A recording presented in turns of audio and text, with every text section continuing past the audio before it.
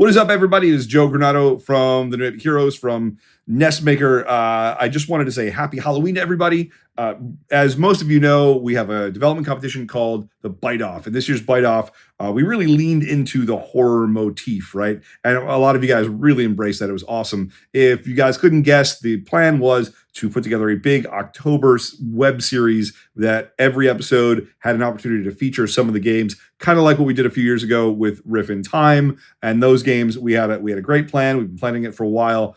Unfortunately, it could not come together the way that we wanted it to. Most of that is due to the fact that I had just moved to Providence, taken a new job here. Austin had moved to Toronto. We were hundreds, if not thousands of miles apart. We were together for a very small amount of time. We tried to get everything in while we were together, and unfortunately, it just didn't happen. Some other life circumstances came into play as well. But we had some great plans, and unfortunately, they did not come together in time. We did manage to film some stuff. We managed to film the intro to what we wanted to do, and I wanted to share that with you guys so it didn't just exist in perpetuity on a hard drive. It actually saw the light of day, if for no other reason than the scenery chewing that Austin does in one of these sequences is my favorite thing I've ever seen him do, I think. So I wanted to share that with you guys as a Halloween present, as it is the most wonderful time of the year. For those of you who did submit, guys, your games were amazing. Over the next couple of weeks, I'm hoping to really show people what you guys have done, how they exist in the Retroverse. We are still having the Byte-Off award show and the competition. I'm not sure exactly when that will be able to happen. It is still in progress. Don't worry about that. We just couldn't get it in time for Halloween the way that we wanted to this year. So unfortunate, but these things happen, and I hope you guys have a wonderful Halloween evening and that this aids in your merriment of the season. So enjoy the very rough cut of the sort of preliminary lead-in to what would have been this year's Byte-Off III revival.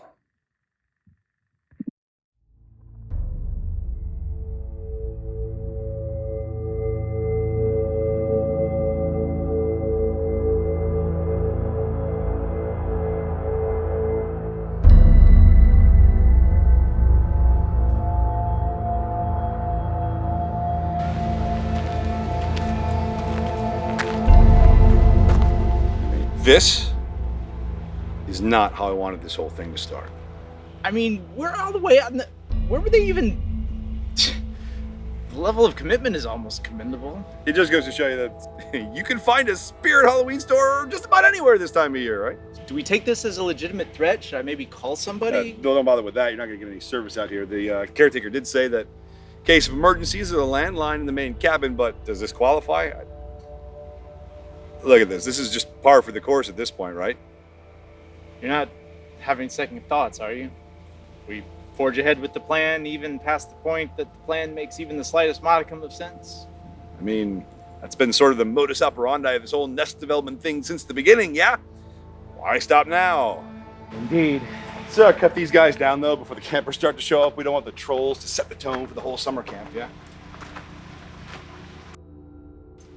The main cabin is kind of a rec center. That's where we'll set up the computers and the game consoles. It's one of the only places that has electricity on the whole camp. These cabins are a little bit more bare bones.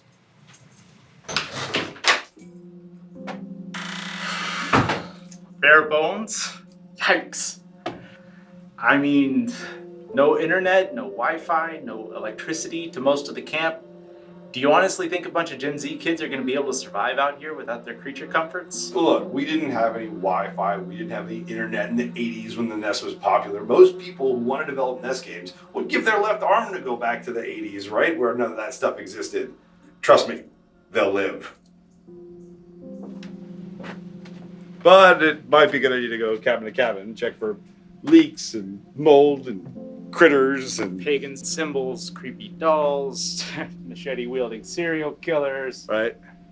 More evidence of the ever-present trolls. I am so tired.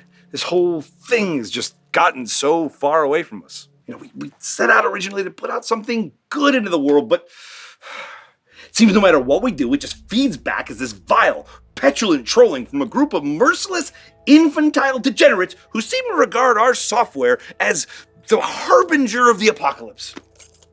What do you do with that? What's the point? When is it time to just walk away, just check out?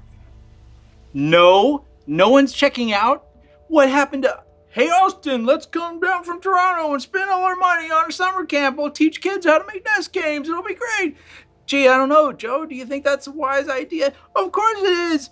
Do you think it'll work? I'll make it work. I was drunk when I said that, and you know that because you're the one that sent me the Canadian whiskey. I'm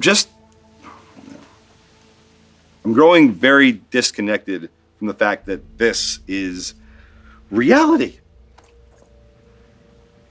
I thought, we come up here, this place, away from everything, away from the distractions, and just create. But there is no escaping this.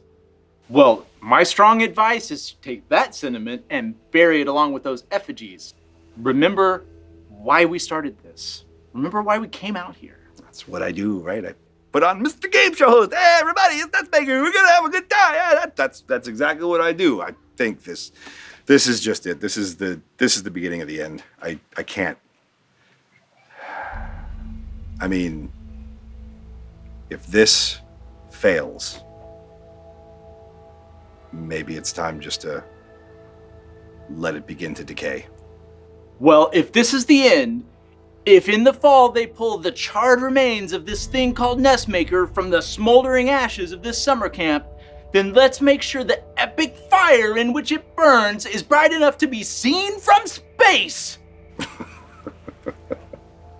I mean, you're right. Yeah, the WWTBD. What would Trollburner do?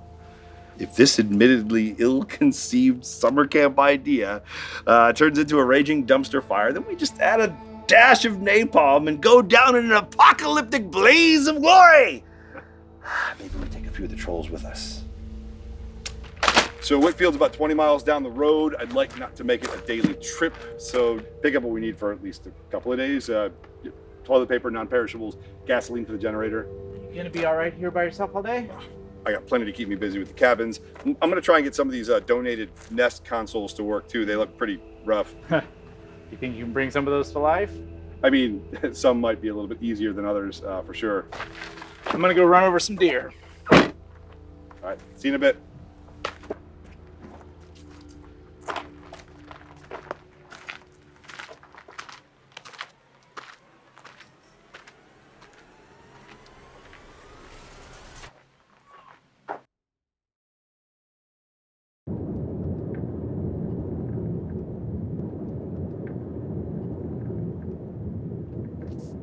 Thought this was supposed to be a full coverage plan. It's Brazilian at best.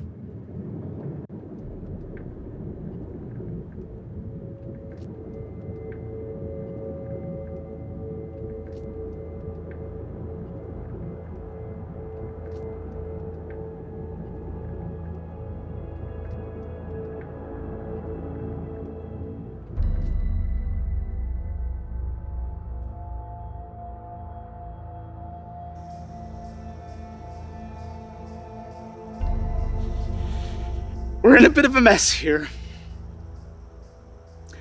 The origins of the mess are debatable. Maybe it was not having a paper map in an area with no cell service or Wi-Fi. I blame myself for that one. Maybe it's that some mud puddles are deeper than they appear, and you shouldn't try to drive through them when you could just as easily go around them. Gas prices being what they are, it still would have been a good idea to top that thing off in retrospect. You should always bring water on a camping trip, because if all you have is Canadian whiskey, it doesn't hydrate you, no matter how much you drink. But most importantly, no matter how hungry you get, the mushrooms at the base of these trees are not for eating. They have unpredictable effects. Now, I know you're not here. You know you're not here. But if you have any idea how I'm gonna get back to camp, I'm all ears. Because I gotta tell you, Bob, I came out here to enjoy nature. But it's a lot less fun when it's on nature's terms, not yours. Did you hear that?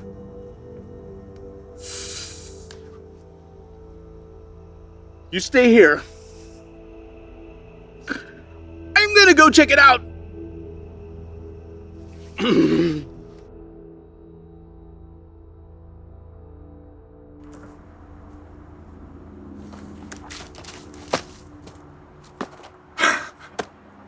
Well, I know you're not real. Have you met my friend Bob? He's not real either. You guys should talk. Ah!